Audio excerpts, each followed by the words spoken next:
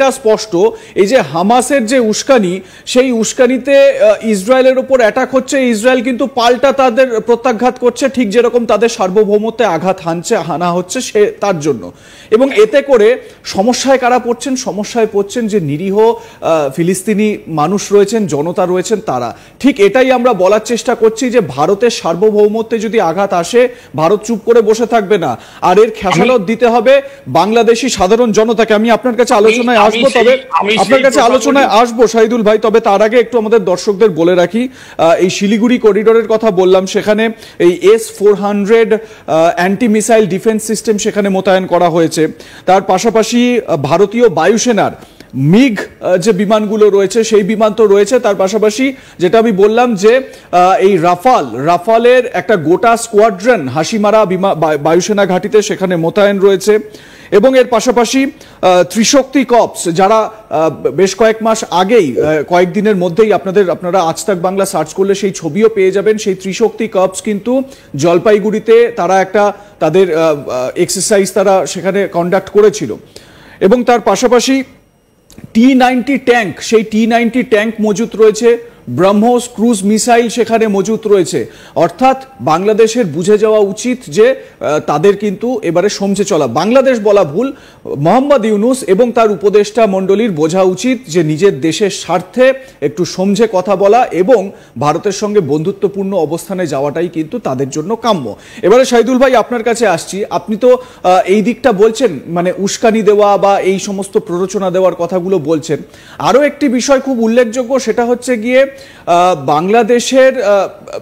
বাংলাদেশ সেনাবাহিনীর কয়েকজন অফিসার যারা নাকি স্পেনে, টার্কি মানে তুরস্ক এবং ISI এর বেশ কয়েকজন সিনিয়র অফিসিয়াল সেখানে রয়েছেন, তাদের মধ্যে নাকি একটা সেখানে নাকি গোয়েন্দা মিটিং বা গোয়েন্দা আলোচনা সেখানে সংগঠিত হয়েছে। এবারে এই যে প্ররোচনা দেওয়া বা উস্কানি দেওয়া, আমরা জানি যে তুরস্কের একটা অভিসন্ধি রয়েছে, প্যান ইসলামিক একটা ডেভেলপমেন্ট সারা দেশে ছড়িয়ে দেওয়া, সারা বিশ্বে ছড়িয়ে দেওয়া, যদিও সেটা মানে তাদের উদ্দেশ্যটা যে কতটা সুন্দর সেটা নিয়ে তো অনেক প্রশ্ন রয়েছে। কিন্তু এই যে উস্কানি দেওয়া, এই উস্কানি দেওয়াতে কিন্তু শুধুমাত্র পাকিস্তান বা ISI নয়, তুরস্কের মতো দেশও কিন্তু জড়িয়ে পড়ছে, এই বিষয়গুলো সামনে আসছে। দেখুন, একটা জিনিস আমাদের মাথায় রাখতে হবে, পৃথিবী কিন্তু ধর্ম দিয়ে চলছে না। ধর্ম তো বিশ্বাসের ব্যাপার। পৃথিবী চলছে আঞ্চলিক সহযোগিতা বা আন্তর্জাতিক সহযোগিতা দিয়ে। আজকে যদি ভারত গতকালকে একটি প্রজ্ঞাপন জারি করেছে, বাংলাদেশের ট্রানজিট সুবিধা বাতিল করেছে তারা, বাংলাদেশের গার্মেন্টস পণ্য বিশেষ করে, তা নিয়ে আমরা কত বিপদের মধ্যে বা আমরা কত হাহতাশ করছি, আমরা কত আশঙ্কার কথা বলছি। তো ভারতের উপর দিয়ে যদি বাংলাদেশ বিমান চলাচল বন্ধ করে, কথার কথা, তাহলে কি আমরা ধর্মীয় ভাবে সেটা সমাধান করতে পারবো? না, কখনোই পারবো না। এটাকে আমাদের আঞ্চলিক ইস্যু নিয়ে করতে হবে।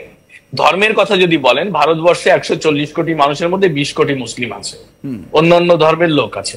বাংলাদেশে 18 কোটি মানুষের কথা বলা হয়, সেখানে 16 কোটি মুসলিমের পাশে 2 কোটি অন্যান্য ধর্মের মানুষও আছে। তো এই যে সমন্বয়, এখানে ধর্মটাকে আমরা বেশি গুরুত্ব দিচ্ছে আমাদের এই ইউনূসের সরকার। তারা ধর্মীয় দৃষ্টিকোণ থেকে একটি সংযোগ ঘটাতে চেষ্টা করছে, যে সংযোগ দিয়ে তারা মূলত বাংলাদেশের ধর্মপ্রাণ মানুষ, যারা ধর্মের প্রতি যারা আবেগী, যারা ধর্মটাকে বেশি প্রায়োরিটি দেয়, সেই বিশ্বাসের জায়গাটাকে পুঁজি করে এই সরকার, এই ইউনূস সরকার ইসলামিক সেন্টিমেন্ট গ্রো করতে চাচ্ছে। তারই অংশ হিসেবে মূলত তারা এই ইসলামিক ফাঁকফোকর গুলো খুঁজছে, এই ফিলিস্তিন ইস্যুকে সামনে আনা, বা এই যে আজকে আপনি স্পেনে যে বৈঠকের কথা বলেছেন, যে আমি ভারতীয় গণমাধ্যম দেখেছি যে সেখানে আমাদের যে DGFI সামরিক গোয়েন্দা সংস্থা এবং ISI পাকিস্তানি গোয়েন্দা সংস্থা এবং তুরস্কের যে MTI গোয়েন্দা সংস্থা, ইন্টেলিজেন্ট তুরস্কের যারা, তাদের প্রধানরা বৈঠক করেছে। এই বিষয়টি কি আমরা যদি এইভাবে নেই যে আজকে বাংলাদেশের মতো একটি রাষ্ট্রের এইভাবে ইসলামীকরণ, এইভাবে সাম্প্রদায়িকতা সৃষ্টি করে, এইভাবে ধর্মীয়করণ করে বাংলাদেশটাকে যদি আমরা জঙ্গিবাদী, তাদের ইসলামিক আদর্শের, বিশেষ করে ইসলামিক আদর্শ না, এটা জঙ্গি আদর্শ, ইসলামের আদর্শ জঙ্গিপনা নয়, ইসলামের আদর্শ শান্তি, ইসলাম শান্তির ধর্ম, ইসলাম অশান্তির ধর্ম না, এই নির্দেশনা ইসলামের কোথাও আমি অন্তত পাইনি। বড় কোনো আলেম ওলামা বা ইসলামের পথ প্রদর্শকরা এটা বলেন না। সেইখানে দাঁড়িয়ে আজকে ইসলামীকরণের নামে এই জঙ্গিকরণ করা হচ্ছে বাংলাদেশকে। তার দায়ভার যেটি আপনি বলছিলেন যে বাংলাদেশের জনসাধারণকে নিতে হবে, এই 18 কোটি মানুষকে নিতে হবে। আজকে এই যে যারা ক্ষমতায় আছে, একটি কথা আমি কি হাস্যকর কথা আপনাকে বলি, যে মজার কথা, যেটি কালকেই বাংলাদেশে ঘটেছে। বাংলাদেশ একজন অজিত দোভাল বানিয়েছে, একজন নিরাপত্তা উপদেষ্টা বানিয়েছে, এনার নাম খলিলুর রহমান। এই খলিলুর রহমান হচ্ছে বাংলাদেশের একজন বিতর্কিত প্রবাসী, বাংলাদেশ থেকে তিনি মূলত আমেরিকায় থাকেন। এই খলিলুর রহমান মূলত 2001 সালে আমরা যাকে দেখেছিলাম বাংলাদেশ সরকারের তৎকালীন যিনি প্রধান উপদেষ্টা ছিলেন বিচারপতি লতিফুর রহমান, তার সেক্রেটারি হিসাবে। মূলত ইনি একজন ডিপ্লোম্যাট এবং উনি চাকরি জীবন সম্পন্ন করেননি, অল্পদিন উনি বাংলাদেশের ফরেন সার্ভিসে চাকরি করেছেন। তার সুবাদে উনি 2001 সালে আলোচনায় আসেন তৎকালীন প্রধান উপদেষ্টা লতিফুর রহমানের সেক্রেটারি হিসেবে।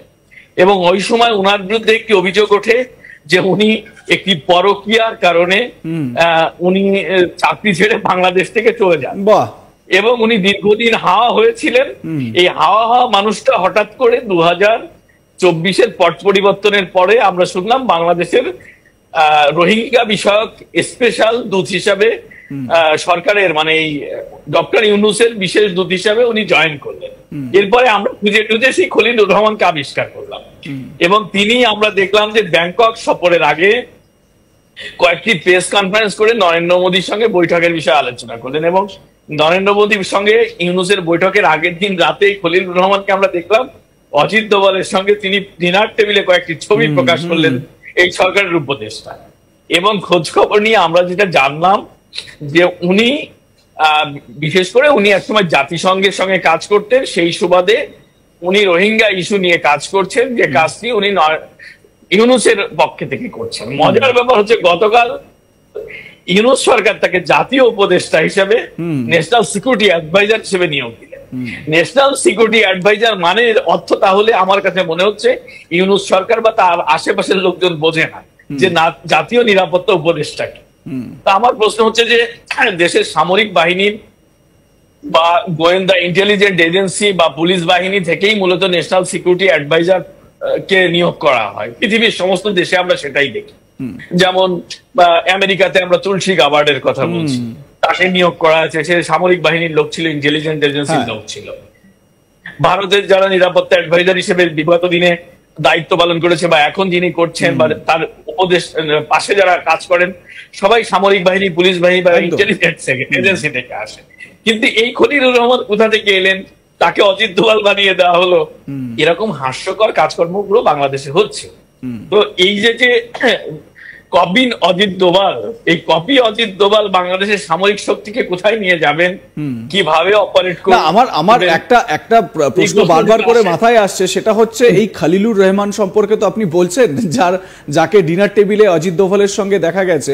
এবারে ওই হালকা মুডে কথার ছলে বাংলাদেশের অভ্যন্তরীণ বিষয়, মোহাম্মদ ইউনূসের সরকারের বিভিন্ন গুরুত্বপূর্ণ বিষয় আবার ফাঁস করে দিয়ে আসলেন না তো অজিত দোভালের কাছে? মানে আমার এই বিষয়টা খুব মাথায় আসছে। এই ভদ্রলোককে আমার ধুরন্ধর, মানে আমার যতটুকু অনুসন্ধান, আমি এটা অনুসন্ধান তাকে নিয়ে করেছি, সেটি আমার কাছে আছে, তো আমি সেটা পাবলিশ করব।